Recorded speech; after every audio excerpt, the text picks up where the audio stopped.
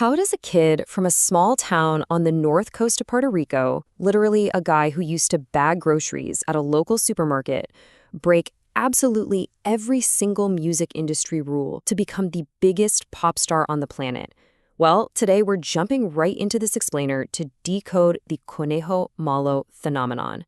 It really poses this almost impossible riddle, right? How do you conquer the world without changing who you are? For decades, the global music business demanded that international artists adapt to the American market if they wanted to hit the very top.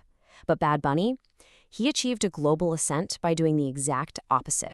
His entire career can basically be distilled into one radical idea: scale without assimilation. Benito Antonio Martínez Ocasio absolutely refused to trade his language, his home in Puerto Rico, or his unique weirdness for global fame. He went global without going generic, basically expecting the entire planet to come to him. Section 1. The crossover myth broken. To really understand this meteoric rise, we have to look closely at the rigid system he was up against. The old industry crossover model was pretty ruthless. The rule was basically translate your songs to English, soften your image, and shed your local identity to reach the masses. The idea was that you had to shed the particular to reach the general. Well, the Bad Bunny model completely inverted this. Back in 2018, he collaborated with global giants, but as a peer, not a subordinate. Instead of translating himself, he actually had Drake sing in Spanish on their hit Mia. And he brought his completely unbothered Puerto Rican Spanish to Cardi B's massive track, I Like It. He wasn't begging to enter the mainstream at all. He made the mainstream meet him exactly where he stood. Section 2. Supermarket to SoundCloud. So where did this fierce independence actually start? Before the massive stadium tours, there was just a person. The name El Conejo Malo, the Bad Bunny, actually comes from a childhood photo of a scowling boy who was forced to wear a bunny costume to school. Turning an embarrassing moment like that into an iconic billion-dollar brand perfectly captures his superpower. It's this absolute refusal to play by traditional rules of what's considered cool. What's really crucial to grasp here is the sheer speed of his ascent. He goes from being an ordinary working-class kid in Vega Baja singing in the church choir to studying audiovisual communication at the University of Puerto Rico, and that's where he learns exactly how to frame media and build a visual world. Then, by 2016, he just bypasses the industry gatekeepers entirely, uploading a dark, moody trap track called Soy Peor straight to SoundCloud. He built the audience first, essentially forcing the industry to play catch-up. Section 3. The album bets. Because from his 2018 debut onward, every single album release wasn't just a collection of songs. It was an escalating strategic dare. Just look at his astonishing 2020 output. During the pandemic lockdown, while the rest of the industry was basically paralyzed, he released 3 distinct projects in a single year. First, a joyous love letter to old-school reggaeton. Then, he generously emptied his unreleased vault directly to fans who were stuck at home. And finally, in November, he pivoted entirely, dropping a moody, experimental, rock-influenced record. Crossing over meant crossing out. For generations, this was the unwritten rule of the music business. You abandon Spanish, or you simply don't top the American charts. But his November 2020 album completely obliterated that gatekeeping. With El Último Tour del Mundo, he achieved a massive, historic first. The very first all-Spanish album in history to hit #1 on the Billboard 200 chart.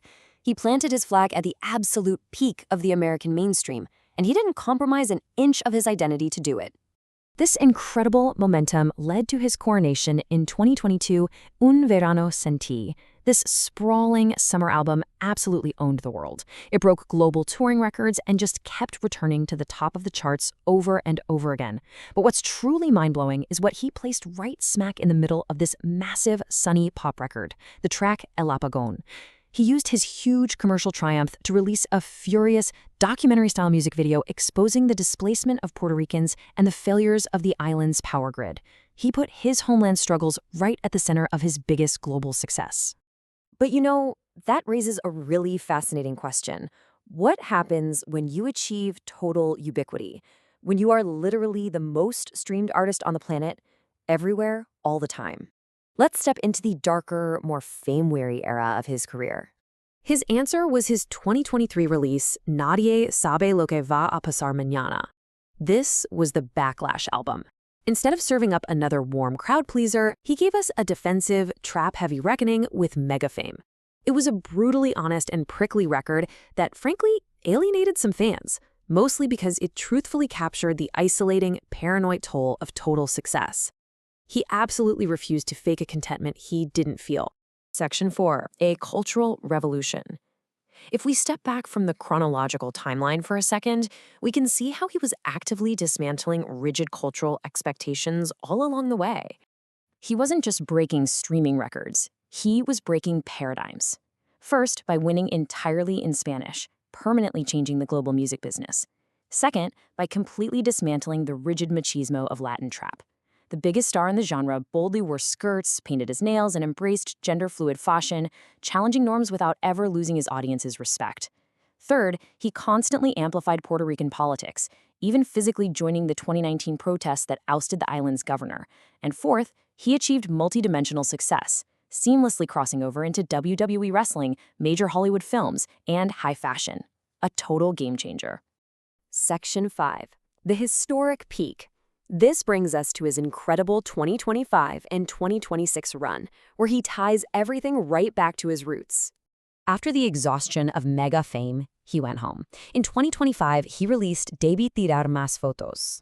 This album was a loving immersion into Puerto Rican folk traditions like plena and bomba.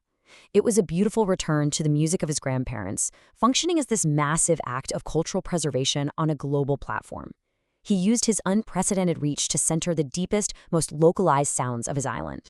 And this return to his roots sparked a series of milestones that just shattered all remaining glass ceilings. In 2025, he held a 31-show residency in San Juan, injecting hundreds of millions of dollars into the local economy. He deliberately routed his world tour to skip the U.S. market entirely. Then, in 2026, he won the Grammy for Album of the Year, the first fully Spanish-language album to ever do that. And just a week later, he became the first solo male Latin headliner in Super Bowl history. Absolutely wild. Now, his live tour strategy during this era was highly polarizing, but it was strictly on his terms. He made the bold decision to entirely skip the lucrative United States market on his world tour. He cited that U.S. fans already had past chances to see him, and he also expressed concerns about immigration enforcement potentially risking his fans' safety. Turning down that massive fortune contrasted directly with his investment back home, a 31-show residency called I Don't Want to Leave Here, routing his immense economic power straight into Puerto Rico. Which brings us to a final, pretty provocative thought. Does conquering the system mean you eventually become it? Or has Bad Bunny proved you can rewrite the rules forever? He proved you don't have to assimilate to win. He kept his language, his weirdness, and his politics, and the world came to him.